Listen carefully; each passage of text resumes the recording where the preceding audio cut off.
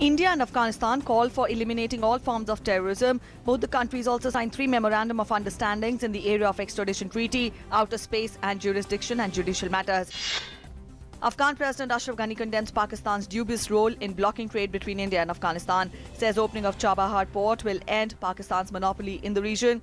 Prime Minister Modi offers $1 billion assistance to Afghanistan. Nepalese Prime Minister Pushpa Kamal Dahal, popularly known as Prachand, to arrive in India today on a 4-day visit to address Nepalese community in India today and will call on Prime Minister Narendra Modi tomorrow. Supreme Court to hear a PIL today on the issue of violence in Karnataka in the aftermath of Kaveri issue. Kaveri water released to Tamil Nadu. Situation in Karnataka is returning back to normalcy as Bengaluru becomes curfew-free. Internal bickering continues to hit Samajwadi Party in Uttar Pradesh. Party chief Mulayam Singh Yadav holds reconciliatory discussions with brother Shivpal in Delhi. Chief Minister Akhilesh Yadav skips meet, hits out at outsiders for triggering the situation. Trouble further mounts for RJD-JDU alliance in Bihar after a photo of sharpshooter accused of murdering journalist Rashdeo Ranjan appears with Bihar Minister and Lalu's son Tej Pratap. CBI takes up investigations into journalist murder case. Information and Broadcasting Minister M. Venkaiah Naidu congratulated Doordarshan on successful completion of 57 years of operations today. He tweeted a picture showing major milestones of Doordarshan. The 8-day-long Ganesh festival culminating today with Ganpati Visarjan festivities across the country. Elaborate security arrangements are in place in various parts, particularly in Maharashtra, for smooth conduct of Ganpati Visarjan processions. Union Health Ministry has sought a detailed report from the Delhi government on dengue and chikungunya situation in the national capital. Health Minister JP Nadda has said that there is no need to panic on rise of dengue and chikungunya cases in Delhi. Nadda says there is no shortage of medicines and testing capabilities across the country.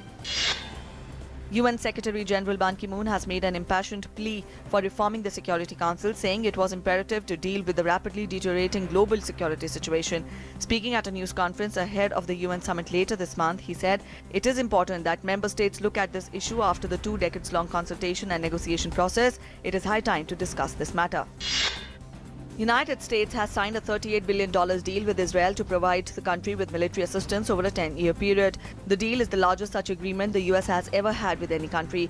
Under the terms, Israel will receive $3.8 billion a year from the US, up from the $3.1 billion US currently gives to Israel annually under a 10-year deal that ends in 2018.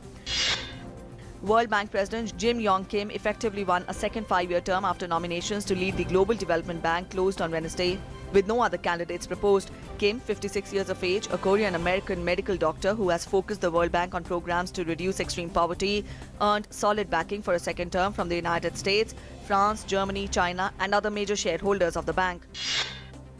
Typhoon Meranti, downgraded from super typhoon status, slammed into mainland China's Fujian province early this morning. The storm reached land as equivalent of a Category 2 or 3 hurricane.